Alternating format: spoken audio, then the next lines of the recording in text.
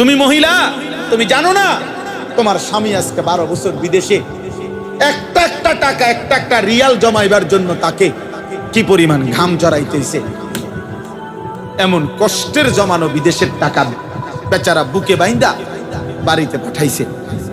তুই বেডি বাজারে বাজারে ঘুরা ঘুরা বেপরদা, তুমি বাজারে ঘুরা ঘুরা এই টাকা অনাদরে হিসাব ছাড়া স্বামীর এই কষ্টের টাকাগুলো শেষ করে নিয়েছে।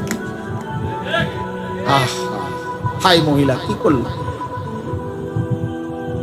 নিজের আখেরাতটাও বরবাদ করলা, স্বামীর এই কষ্টের টাকাটাও নষ্ট করল।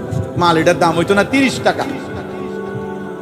এই বুড়ির একটা আইস দিছে, আইস দিয়ে গেছে আপা যে কোনো কারো কাছে 450 টাকা বেশি। সবার দ্বারা দাম কইয়া কি আর লাভ আসেনি? ইতান সবাই কইয়া কি আর বুঝবনি? আমনে যেহেতু বুঝের মানুষ, আমনে 50 টাকা ছাড়, 400 টাকা। এই আফার লেগে চান, আফার লেগে চান, চার দাম হইলো 5 টাকা, আপনারে ধরাই দিছে 350 টাকা।